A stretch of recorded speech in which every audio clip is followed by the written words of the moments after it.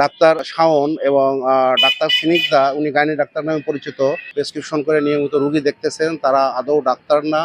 Life care general হাসপাতাল, এখানে উপজেলা স্বাস্থ্য বিভাগের সহযোগিতায় অভিযান পরিচালনা করি। আমাদের কাছে সুনির্দিষ্ট অনেকগুলো অভিযোগ ছিল। এখানে যে অপারেশন থিয়েটার, যে ল্যাব বা যে লজিস্টিক সাপোর্টগুলো লাগে, এখানে যে ফ্রিজের মধ্যে আমরা দেখতে পেয়েছি যে খাবার, ওষুধ এবং অন্যান্য উপকরণ একসাথে রাখা, যেটা আপনারা দেখলে আপনারাই প্রশ্ন তুলবেন। ভবিষ্যৎ হোক নিরাপদ, বিনিয়োগ হোক বিশ্বস্ত, আর আমার পছন্দ সল্ট বে। ওয়েলকাম টু সল্ট বে। আবার এখানে ল্যাবে যে ন্যূনতম সুযোগ সুবিধা বা বেসিক যে বিষয়গুলো থাকে, সেগুলো এখানে নিশ্চিত করা নাই। অপারেশন থিয়েটারে গেলেও আপনারা অবাক হবেন এখানকার লজিস্টিক অবস্থা দেখলে। এখানে তারা কিভাবে সেবা দিচ্ছে, এটা আসলে একটা প্রশ্নবোধক চিহ্ন রাখা যায়। আমরা যে অব্যবস্থাপনাগুলো দেখেছি, এই বিষয়গুলোর উপরে ভিত্তি করে আমরা ভোক্তা অধিকার আইন 2009-এ আমরা তাদেরকে 2 লক্ষ টাকা জরিমানা করেছি এবং অপারেশন থিয়েটার সিলগালা করা হয়েছে।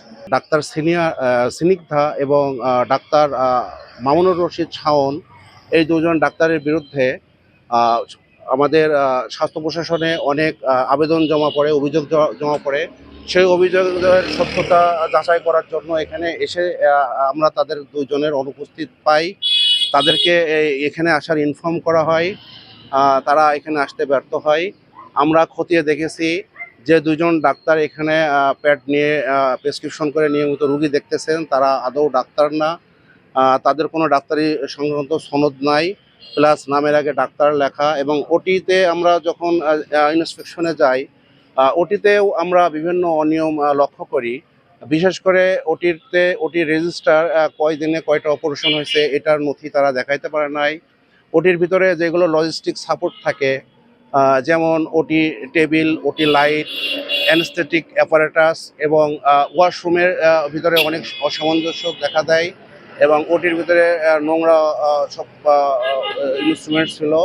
এবং তাদের লোকবল এবং জনবল যাচাইয়ের ক্ষেত্রে আমরা দেখি 10 বেডের হাসপাতালে 3 জন এমবিবিএস ডক্টর থাকার বাধ্যবাধকতা থাকলেও সেখানে কোনো এমবিবিএস ডাক্তার নিয়োগপ্রাপ্ত নাই। যার ফলে এই ট্রিটমেন্টগুলো ডাক্তার নামে আসলে ডাক্তার না, তারা তাদের দিয়ে পরিচালনা করা হচ্ছে। এবং পর্যাপ্ত নার্স নাই। 6 জন ডিপ্লোমা নার্সের ভিতরে 2 জন ডিপ্লোমা নার্স থাকলেও তারা তাদের কাগজপত্র দেখাতে ব্যর্থ হয়।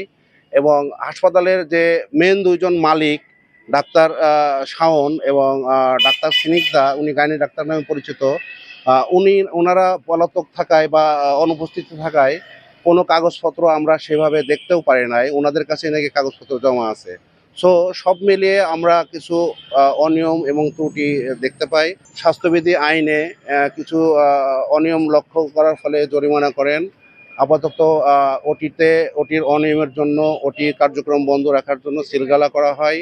এবং পলাতক 2 জন বা অনুপস্থিত 2 জন যে ডক্টর নামের যে 2 জন ডাক্তার আছেন, ওদেরকে হাসপাতালের অন্যান্য স্টাফগণের কাছে বলা হয় অতি দ্রুত দামোদর স্বাস্থ্য প্রশাসনের সাথে যোগাযোগ করতে, তাদের পক্ষে লজিস্টিক এবং তাদের যুক্তিতর্ক এবং কাগজপত্র উত্থাপন করতে। আপাতত আমরা এখানে ওটি সিলগালা এবং পরবর্তী নির্দেশ না দেওয়া পর্যন্ত ওটি বন্ধ রাখার নির্দেশ প্রদান করেছি।